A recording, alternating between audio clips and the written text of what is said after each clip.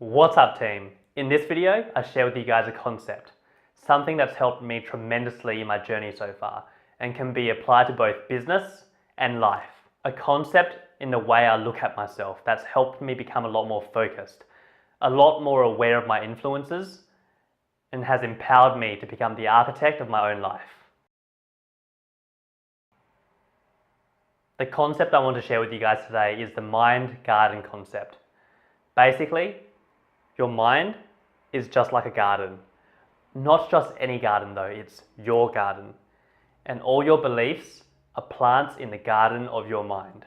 Examples: the belief of I'm not a confident person is a plant in your garden. The belief that I need this to be happy is a plant in your garden. The beliefs of she is successful because, or I am too old for, or I'm not good enough to, all of that stuff, they are all plants in our garden.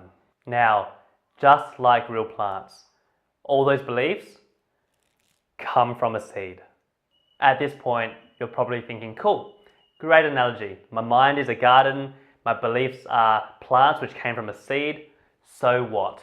When I first came across this concept, honestly, I didn't think too much of it either, except it was a good analogy, until I was faced with this question.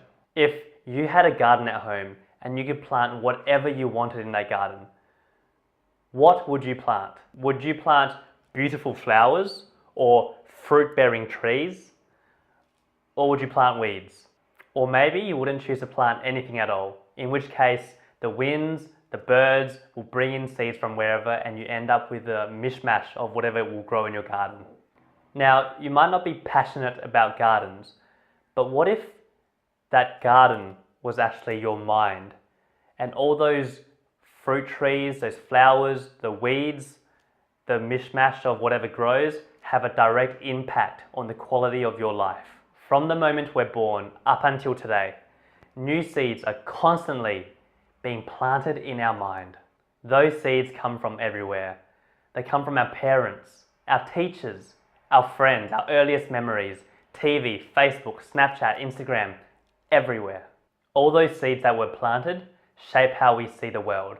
They shape what religion we associate ourselves with. They shape what we like, what we don't like, how confident we feel, what we need to be happy. They literally shape everything. Now, this analogy was a game changer for me. It wasn't until I took a critical look at my own garden that I realized I was never very aware of what was being planted in my garden. I realized that I never really took an active interest in planting the things I actually wanted to in my garden. And more importantly, I came to the realization that there were a lot of plants that I didn't like in my garden, and there were just a lot of weeds. Some of my weeds came in the form of never feeling like I was good enough, or not feeling entitled to or confident enough to speak up. And also things like the belief that my opinion wasn't worth anything, so I may as well just keep quiet. When I was aware that I had these belief systems, I came to the realization that A, these were beliefs planted by someone else or planted by a situation which happened in my life. And B, most importantly, I can do something about it. After that, I started the process of going through the garden of my mind and basically start pulling out all the weeds, all the plants that I didn't want. And that came in the form of basically undoing thought patterns and limiting belief systems which no longer served me. Now, it wasn't easy, and it's something that I'm still doing today. And honestly, I think it's something which I'll keep doing for the rest of my life. The really deeply ingrained belief systems, the ones that have been there since childhood, they're the ones which are the hardest to undo. They're the weeds with the deepest roots and the hardest to basically pull out. But having started this process 2 years ago, I can promise you guys, it does get easier and the difference is just huge.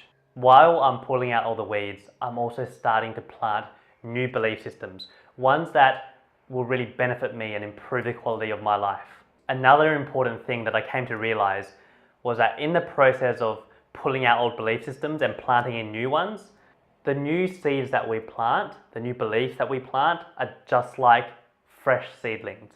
We need to make sure that we're giving them a lot of attention. We're constantly watering them and giving them sunlight.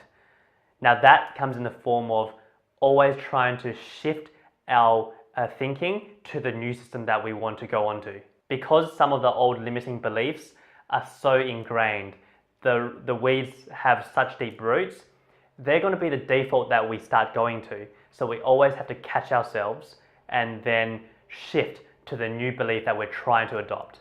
I can honestly say the more love and attention we give the new beliefs and the more time that passes, the bigger the belief grows and the deeper the roots get, and soon it actually becomes our new default. Now, this might not seem like much, but little shifts in beliefs can absolutely change your life.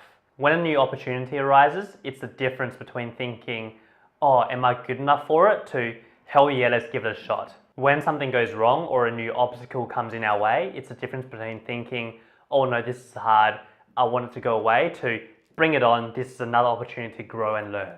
Like I said, they might not seem like much, but that little shift in the belief opens up more opportunities or helps you deal with the obstacles a lot better. Thanks for sticking with me until now, guys, and I get it. It's a concept which can be a little bit out there and it's not for everyone, but it's something which has made a tremendous impact on my life for the better, and I wanted to share it with you guys. So remember, our mind is fed by everything in our environment, and all of it has an impact on the quality of our life. If I could get you guys to just take one thing away from this video, it would be to bring more awareness to your environment, to what you're feeding your mind. That ranges from Facebook, Netflix, TV, magazines, books, even your own thoughts. What new seeds are being planted and what old weeds are being watered. On that note, guys, I'll leave you with this. Every day, we are filling our mind with flowers or with weeds. Done.